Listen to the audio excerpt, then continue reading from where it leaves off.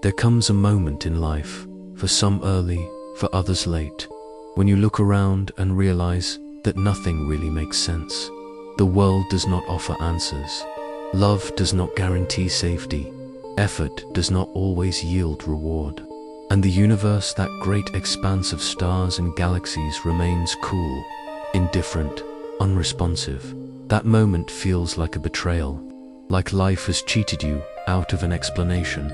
But what if the lack of meaning is not a design flaw in existence, but the first clue to deeper truth? This video begins with a provocative claim. Nothing makes sense, and that's the point. Not because life is cruel or arbitrary, not because reality mocks you, but because meaning is not something handed down from above, or whispered in sacred texts, or handed to you like a prize. Meaning, true meaning, is something born in the tension between your consciousness and the silent world. To understand this startling idea, we turn to one of the most courageous thinkers of the 20th century, Albert Camus. Camus was born in 1913 in French Algeria, to modest parents and scarred by early loss. His life unfolded under the desert sun and the shadows of war, a fitting landscape for a mind that would spend decades confronting the bleakest truths of human existence. Camus never called himself an existentialist, though his work is often placed alongside Sartre, Nietzsche, and Kafka. Instead, he called his philosophy absurdism, the recognition that human beings are creatures who seek order and purpose in a universe that offers none by itself. Camus asked a simple, terrifying question that most of us avoid. What do you do when you realize that the universe does not speak? When God is silent, meaning does not show up, and life remains stubbornly opaque? Do you shrink back into despair? Do you invent comforting illusions? Or do you look straight into the void and keep going? This is the heart of what he called the absurd, the collision between the human desire for clarity and the universe's total indifference to that desire.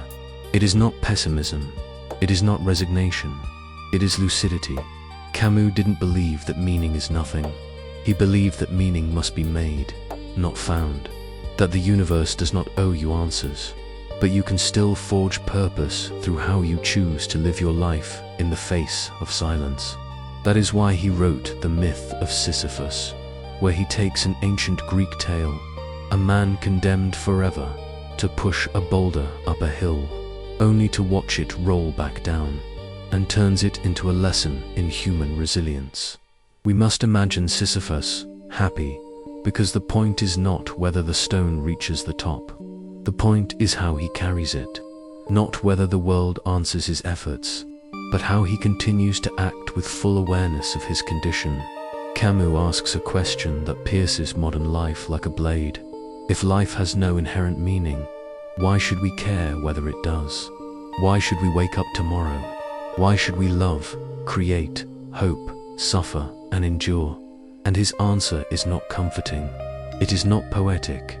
It is real, because even if nothing makes sense, you still do things that matter to you. You still choose values, beauty, connection, compassion. You still act, even when you know that the universe does not reward you for acting. That is the raw, unfiltered confrontation with existence. To act without guarantee, to love without promise, to live without cosmic approval. This is what it means to confront the absurd. Not to give up on meaning, but to make meaning in spite of meaninglessness. Camus said that the absurd man is one who never resorts to false hope, because he has looked into the abyss and refuses to be comforted by illusions. He does not ask for heaven to justify suffering. He knows suffering is part of existence. He knows joy is fleeting. He knows love does not answer every question. So he lives, not because life makes sense, but because he refuses to let its lack of sense justify surrender. And now the deeper question arises. If nothing makes sense, and the universe does not answer, what are you willing to create meaning from? Are you waiting for clarity, for certainty, for reassurance that will never come? Or are you ready to live fully, deliberately, courageously, in the silence between questions and answers. Because that is where life actually happens.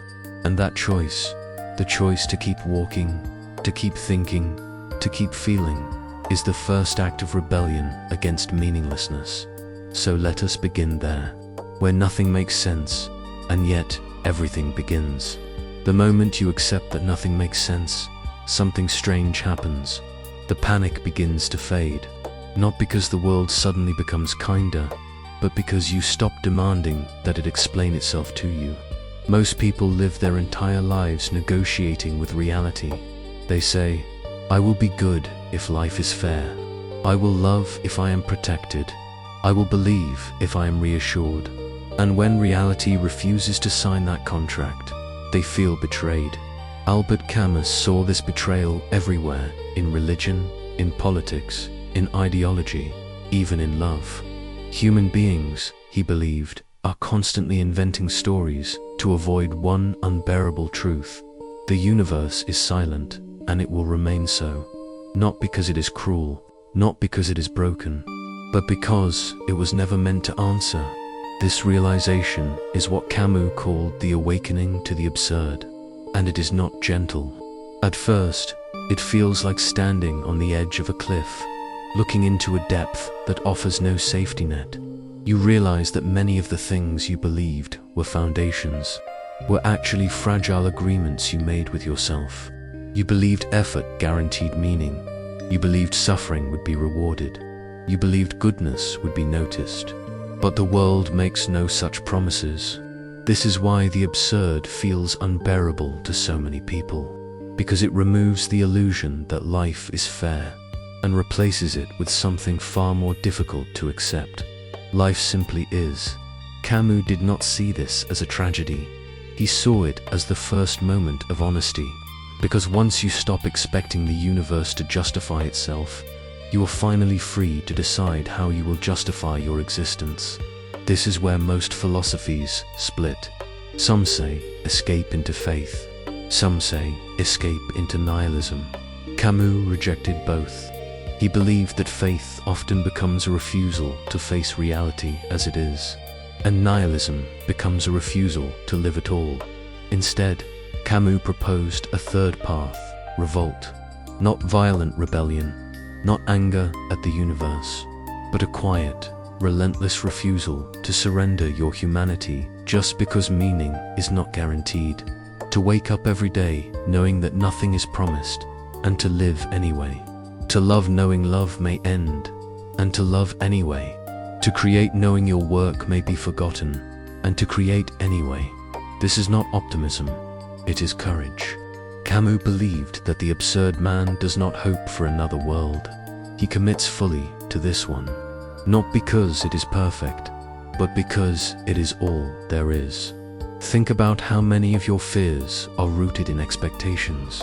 Expectations of fairness, of recognition, of reward. What if those expectations were never realistic? What if the source of your suffering is not that life lacks meaning, but that you keep demanding a meaning it was never designed to provide?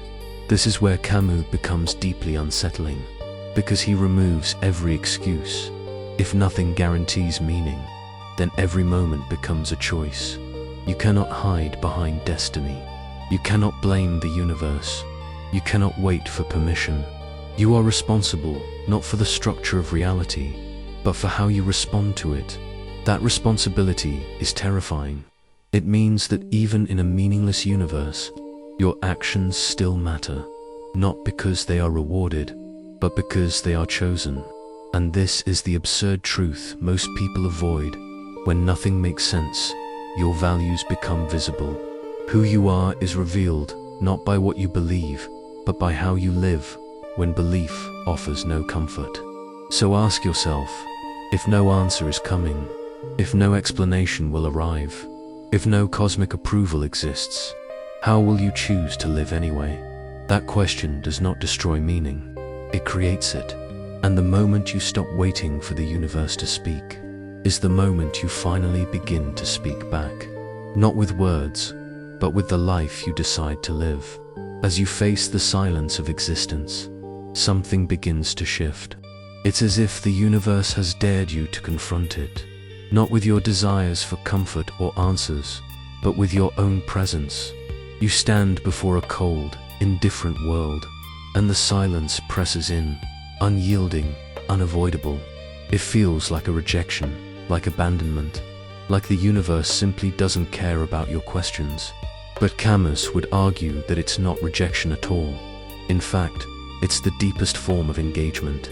Silence does not mean abandonment. It does not mean that life is meaningless. It means something far more profound. That meaning is something you must create, not find. This is the real revolution of Camus' thought. It is the liberation that comes with no longer waiting for answers, but choosing to live anyway. It's the terrifying yet freeing realization that you are not waiting for the universe to respond to you. You are speaking to it with your very life. Think about the moments when you felt lost, when the world seemed to offer no direction, no purpose, when the silence you encountered felt like a void, a space devoid of anything, of meaning, of love, of hope. In those moments, you may have cried out, asking for a reason, for a sign, for a word from God, the universe, or life itself. You may have waited for the answer to come in a moment of clarity, in a flash of insight, or in some divine intervention. But what if that silence is not the universe rejecting you? What if it is the universe inviting you to respond? What if it is asking you to stand in that space of discomfort, of emptiness, and decide for yourself what it all means? This is where Camus philosophy breaks free from mere despair. It's not about denying the absurdity of life. It's about embracing it. It's about accepting the silence of existence and creating meaning in the face of it. The absurd man, according to Camus, does not seek to escape. He does not flee into religion, ideology, or the promise of a better world. Instead, he engages fully with this one, knowing that there is no ultimate meaning to uncover, but that he has the power to shape meaning through his actions, his love, and his pursuit of truth. In other words, the absence of answers doesn't make life futile. It makes life free. But freedom, as Camus points out, is not easy. It is not a gentle release. It comes with responsibility, a heavy responsibility, because once you accept the absurd, you can no longer blame the world, the stars, or God. You can no longer seek refuge in the promise of some divine plan. You must create your own meaning. You must stand in the silence, look at the void, and decide, how will you fill it? This is the challenge. This is the real test of life, to confront the absence of answers and still choose to live with purpose, to create something that matters to you, to love without certainty, to create without guarantee, to live without approval. And that is what makes Camus philosophy both terrifying and liberating. The responsibility to live authentically, to embrace the absurd, is on your shoulders, but you are the one who gives it meaning. When you stop waiting for the universe to respond to your cries, you begin to see that the silence is not a void, it is a canvas, and the brush is in your hands. So, the question remains, in the face of silence, in the absence of answers, what will you create? What will you choose to make of your existence when you finally realize that the universe is not offering you meaning, but simply making room for you to define it? When you no longer wait for answers, you begin to speak for yourself in every action, in every thought, in every moment. And in doing so, you begin to craft your own existence. So, where does that leave us? In a universe that offers no final answers, no divine blueprint, no cosmic comfort, is it still worth it to live fully? Albert Camus would say yes, not because life has meaning, but because you do. When all illusions are stripped away, when the gods fall silent, when fate offers no guarantees, and when truth gives no peace, the last thing left is your choice. And this choice is not between despair and hope. It's between denial and rebellion. Denial clings to fantasies. It begs the universe to be something it is not. It prays for fairness, for justice, for meaning, but receives silence. Rebellion does something else. Rebellion says, even if the world is silent, I will not be. Even if nothing is promised, I will still create, love, endure. Even if there's no higher order, I will still live with integrity. This is not resignation, it is power. Because when you choose to live without why, you become unshakable. You are no longer waiting for permission to matter. You matter because you say so. Camus wrote, "In the depth of winter, I finally learned that within me there lay an invincible summer, and maybe that is the point.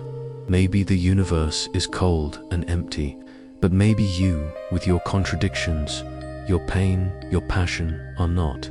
Maybe your voice is the answer to the silence. Maybe your action is the meaning in the void. You don't have to become a hero. You just have to live honestly, fully, defiantly. To rise each day without expecting reward. To love without knowing if it will last. To create, even if no one sees. To continue, not because it's easy, but because it's yours. This is your life, not borrowed, not owed, yours.